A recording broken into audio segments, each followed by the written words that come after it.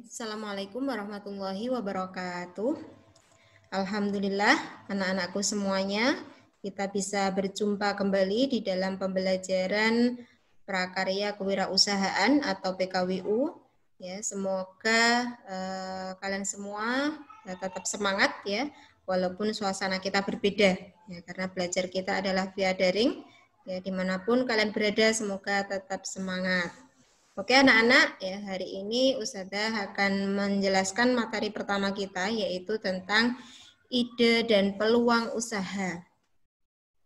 Seorang wirausahawan atau seorang pengusaha gitu ya, maka hal pertama yang harus terlatih ya adalah kita bisa mudah untuk menangkap sebuah peluang dan memunculkan sebuah ide usaha. Ya karena usaha itu dalam setiap kondisi maka peluangnya bisa berbeda-beda. Ya, mungkin pada tahun ini ya bisnis ini bisa cocok sekali gitu ya, pada tahun yang akan datang belum tentu cocok ya, sehingga dengan kondisi yang berbeda maka keterampilan kita untuk menangkap peluang dan ide bisnis itu perlu kita pahami. Oke anak-anak, sebenarnya apa sih peluang usaha dan apa sih ide usaha itu gitu ya. Jadi peluang usaha itu adalah sebuah kesempatan dari sebuah kejadian sehingga mampu melahirkan sebuah ide atau inspirasi.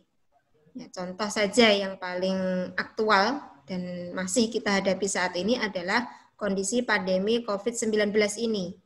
Bagi seorang wirausahawan, maka dia akan berpikir peluang apa yang bisa saya ambil dari kondisi seperti ini. Gitu ya.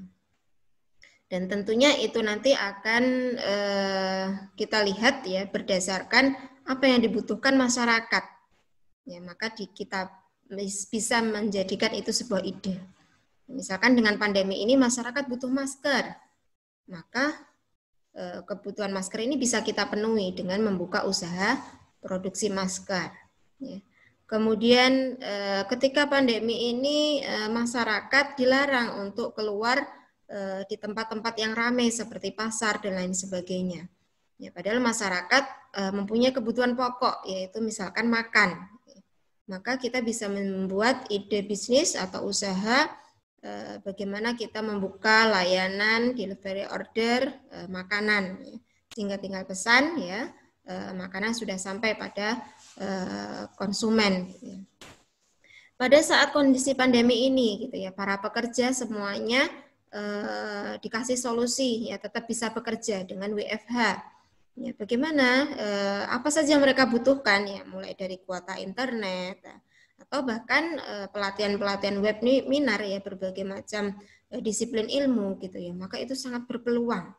Ya, karena semua orang terus menghadapi dinamika kehidupan yang harapannya tetap stabil. Pada kondisi pandemi ini gitu ya, masyarakat semuanya ingin berusaha agar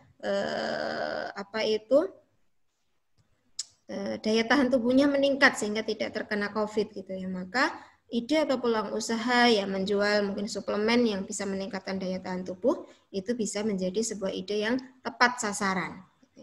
Nah, itulah yang dinamakan peluang dan ide usaha. Oke, secara jelasnya ya, jadi ide bisnis atau ide usaha itu adalah merupakan respon seseorang atau banyak orang atau suatu organisasi yang ingin memecahkan masalah yang ada. Ya, jadi masalahnya itu adalah banyak dibutuhkan masker, banyak dibutuhkan hand sanitizer gitu ya. Maka cocok ya ide bisnis yang berkaitan dengan itu tadi gitu ya. Tujuannya apa? Yaitu untuk memenuhi kebutuhan ya, dari masyarakat yang berada di dalam lingkungan sekitar kita. Oke, selanjutnya adalah faktor-faktor yang mempengaruhi ide bisnis kita. Jadi ada dua faktor ya, bisa datang dari eksternal ya, dari luar diri kita, dan bisa dari internal kita, diri kita sendiri gitu ya. Dari eksternal misalnya apa? Misalnya adalah pengetahuan gitu ya. Seseorang yang mempunyai pengetahuan berbeda, maka dia akan memiliki kekreativitasan yang berbeda. Misalkan orang pertanian dengan orang kesehatan gitu ya. Maka pasti orang pertanian kreatif dengan ide-ide bisnis berkenaan dengan pertanian. Orang kesehatan pasti lebih kreatif di bidangnya kesehatan gitu. Begitu pula bisa juga dari pengalaman. Jadi pengalaman kita gitu ya, misalkan pernah kerja di sebuah usaha tertentu gitu ya. Suatu saat ketika kita berada di tempat yang berbeda atau dengan waktu yang berbeda, maka pengalaman kita yang ada ini bisa akan muncul menjadi sebuah ide bisnis. Gitu ya. Misalnya ada ya, pernah sudah melihat seorang karyawan yang bekerja di sebuah restoran gitu ya. Maka setelah waktu tertentu dia menguasai ilmu itu, maka dia keluar dan kemudian membuka sendiri restoran di tempat yang berbeda. Nah, ini kan juga bisa menimbulkan sebuah ide bisnis. Kemudian internal gitu ya. Dari internal itu dari diri kita sendiri sebagai pelaku usaha gitu ya. Seorang usahawan gitu ya, pasti ya dia itu ada hal yang ingin dia penuhi, kebutuhan. Ya, dia misalkan pengen meningkatkan taraf kebutuhan atau pemasukan ekonominya gitu ya. Maka dia akan berusaha ya menciptakan sebuah usaha yang harapannya bisa berkembang ya dan untuk mampu nanti memenuhi kebutuhan hidupnya. Bisa juga dari sebuah pemikiran yang dia menginginkan menciptakan sebuah usaha, membuka lapangan pekerjaan ya, sehingga itu bisa menjadi sebuah industri yang bisa berkembang. Nah, itulah faktor-faktor yang mempengaruhi ide-ide bisnis. Gitu ya. Kemudian satu hal lagi dalam pertemuan kali ini saya akan membahas tentang bagaimana ide kita itu biar tepat. Mana ide kita yang paling tepat dan nanti mungkin bisa bertahan lama, hasilnya lebih baik gitu ya. Maka perlu kita adakan yang namanya analisis SWOT. Apa itu SWOT? SWOT itu adalah bagaimana kita menganalisis ya ide yang sudah kita cetuskan tadi dengan SWOT ini, yaitu SWOT itu sebuah strength atau kekuatan, kemudian weakness itu kelemahan dari usaha kita, dan opportunity itu adalah peluang, dan kemudian threat itu adalah sebuah ancaman dari bisnis yang sudah kita rencanakan tadi. Kemudian contohnya ya, lebih jelasnya lagi, ini contoh analisis SWOT sebuah usaha dari pemanfaatan limbah kemasan gitu ya, atau limbah plastik gitu ya. Gimana SWOT-nya gitu ya. Kekuatan dari limbah plastik ini atau kelebihannya itu adalah bahan bakunya itu mudah didapat. Karena hampir kemasan yang ada itu adalah terbuat dari plastik ya, mudah sekali didapat.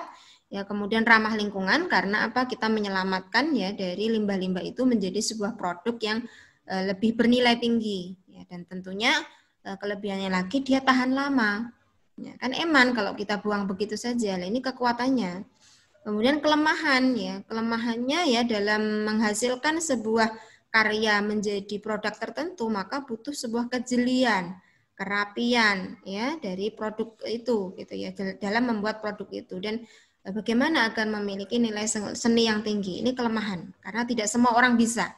Mungkin mengumpulkan limbahnya bisa, tapi mengolahnya yang tidak bisa. Ini kelemahan, tidak semua orang ya bisa untuk bisa mengolah menjadi sebuah produk yang bagus gitu ya. Kemudian opportunity atau peluang ya, jadi produk yang sudah dihasilkan ini gitu ya bisa memiliki market pasar gitu ya yang mudah gitu ya, karena mungkin barangnya bisa bagus, menarik, tapi harganya lebih terjangkau, jadi pasarnya juga luas. Ini salah satu peluang. Tapi ada juga sebuah ancamannya ya, yaitu bagaimana ketika ini nanti diproduksi pastilah ketika itu bagus gitu ya, muncul pesaing-pesaing yang serupa. Ya, saya pernah temui ya, jadi seorang pengrajin limbah plastik ya, dia sudah berkembang gitu ya, dan kemudian ternyata ini memunculkan gitu ya, orang lain juga memproduksi hal yang sama gitu ya. Akhirnya sang pengusaha pertama tadi, dia menjual alatnya, dia fokus menjual alatnya selain produksi. Ya, jadi akhirnya orang mengembangkan, semua mengembangkan tadi ya, keuntungan yang lebih besarnya adalah dari alat untuk membuat produksi itu, karena kan ada tahap-tahapnya ya, dari kemasan itu bisa menjadi sebuah produk gitu ya, mulai dari dibersihkan gitu ya, kemudian nanti ya, bagaimana agar bahan itu menjadi enak dibuat dan lain sebagainya. Nah, itu ada prosesnya. Nah, itu tadi anak-anakku semuanya materi hari ini, yaitu tentang ide dan peluang bisnis gitu ya.